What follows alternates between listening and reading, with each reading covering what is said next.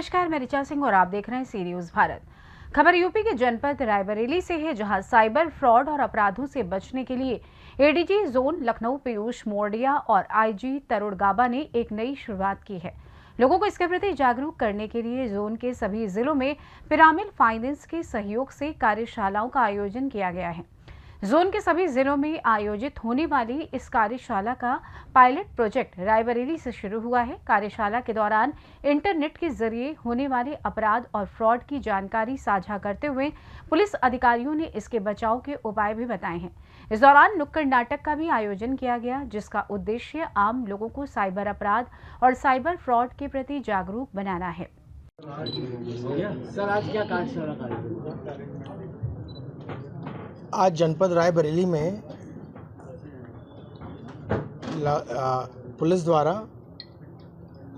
Pyramid finance के सहयोग से एक बृहद कार्यक्रम लॉन्च किया जा रहा है, जिसका मुख्य उद्देश्य है साइबर क्राइम के बारे में लोगों में अवेयरनेस पैदा करना। उनको विभिन्न प्रकार के जो साइबर क्राइम किए जाते हैं मोबाइल फ़ोन के ज़रिए, इंटरनेट के ज़रिए, उनके बारे में जानकारी देकर उनसे कैसे बचा जाए इसके विभिन्न उपायों को बताना, लोगों को सिखाना। उद्देश्य यह है कि हमारे यहाँ साइबर क्राइम जो है वो ना हो, कोई व्यक्ति किसी भी प्रकार के साइबर फ्रॉड का शिकार ना बने, उसको पता हो कि किस प्रकार उसके साथ फ्रॉड किया जा सकता है। लोग अपना OTP कई बार टेलीफोन पर भोलेपन में अन्य जो कॉलर है उनसे शेयर कर देते हैं। कई बार QR कोड को स्कैन करके स्वयं उनके खातों से पैसा चला जाता है, क्योंकि उनको विभिन्न बारीकियां इस सिस्टम की पता नहीं होती। हमारा प्रयास है कि आने वाले दिनों में हम प्रत्येक जनपद में इस अवेयरनेस प्रोग्राम को आगे बढ़ाते जाएं। रायबरेली में विशेष तौर पर चूँकि आज यह लॉन्च किया जा रहा है, तो हम चाहते हैं कि विभिन्न व्यापार मंडल के लोग जो यहाँ आए हैं, जो मीडिया बंधु आए हैं, जो शहर के अन्य गणमान्य नागरिक आए हैं, पुलिस के जो अधिकारी आए हैं, पुलिसकर्मी यहाँ मौजूद हैं, उनके माध्यम से हम इस संदेश को आगे तक प्रसारित करें। हमारा यह भी प्रयास होगा कि प्रत्येक स्कूल में जहाँ अलग अलग विषयों के बारे में जब पढ़ाई होती है, तो थोड़ा सा समय इस बात के लिए भी दिया जाए, इन साइबर क्राइम संबंधी जो बारीकियां हैं उनको सिखाने का भी कार्य वहाँ भी प्रारंभ किया जाए। कॉलेजों में प्रोफेसर्स को, विभिन्न इंस्टीट्यूशंस में, इंडस्ट्री एसोसिएशंस को, सभी को ये बात बताई जाए और उनके माध्यम से हम आगे, जैसे कि ट्रेनिंग ऑफ ट्रेनर्स होती है, तो समझ लीजिए कि इनिशियली सबसे पहली बार जब हम ये बता रहे हैं, जो लोग सीखेंगे, हमारा मानना है वो आगे अन्य लोगों को भी इसके बारे में अवेयर करेंगे। कंपनी का मोबाइल नंबर होता है, उन कंपनियों या जहां से मोबाइल इशू है बहुत कम कार्रवाई देखने को मिलती है।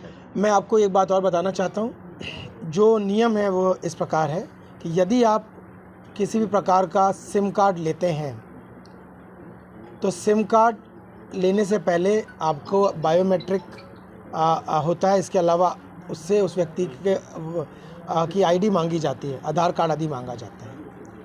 मैं आपको आपके माध्यम से विभिन्न मोबाइल ऑपरेटर्स को भी बताना चाहता हूं कि ID देने के बाद तुरंत सिम कार्ड एक्टिवेट नहीं किया जाना चाहिए जब तक कि फ़िज़िकल वेरिफिकेशन उस व्यक्ति का ना हो जाए। यही नियम है।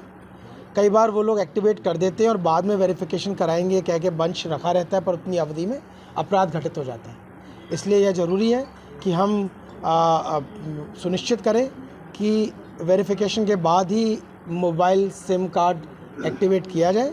यदि ऐसा नहीं होता है तो जो कानूनी कार्रवाई और विधिक प्रक्रिया उसका इस्तेमाल करते हुए ऐसे नियम का उल्लंघन करने वाले मोबाइल ऑपरेटर्स के विरुद्ध भी कार्रवाई की जाएगी। सर, अभी कुछ विदेशी ताकतें भी हैं इसके पीछे साइबर फ्रॉड के, या कहाँ तक पहुँचे आप लोग जांच में?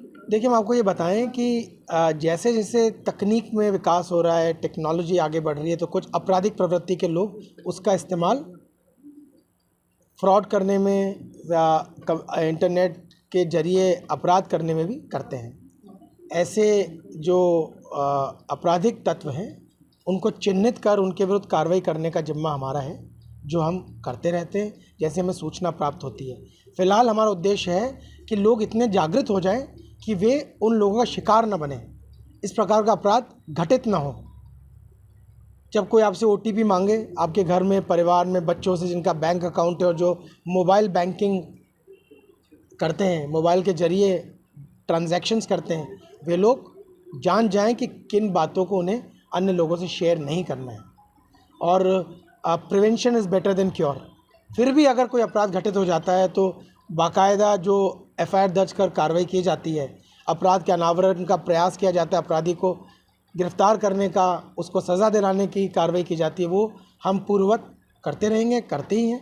पर हमारा जिम्मा ये भी है कि हम आपकी का सहयोग लें और ऐसा वातावरण तैयार करें कि अपराधी अपने जो इस कृत्य में सफल ना हो पाए। सर, साइबर क्रिमिनल्स के ऐसा नहीं लग रहा है कि हम काफ़ी पीछे हैं, क्योंकि पुलिस भी और ये पिरामल के भाई साहब लोग भी जो आए हैं ये अभी भी इसी की बात कर रहे हैं, जबकि अभी इससे आगे बढ़ के एक स्टेप AI आर्टिफिशियल इंटेलिजेंस की तरह से एक्सटॉर्शन से लेकर के फाइनेंशियल क्राइम से लेकर के सारा जो है AI के थ्रू होने लगा है। नहीं, देखिए, हम आपको हम आपको एक बात बताना चाह रहे हैं कि आज जब इसे लॉन्च करने जा रहे थे तो हमारा उद्देश्य था कि हम उन तमाम बातों के बारे में ज़्यादा प्रकाश डालें जिनके बारे में थोड़ा बहुत लोग जानते हों।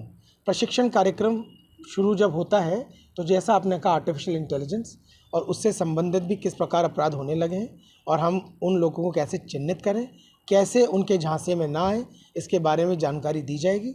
और जैसा मैंने आपको पहले बताया, आने वाले समय में यदि कोई नया तरीका लोग जो है इस्तेमाल करने लग जाते हैं अपराध करने का, उन तरीक़ों को अभी तोड़ जो है उसके बारे में भी जैसे जैसे इस प्रकार की परिस्थिति पैदा होती है हम देते रहेंगे।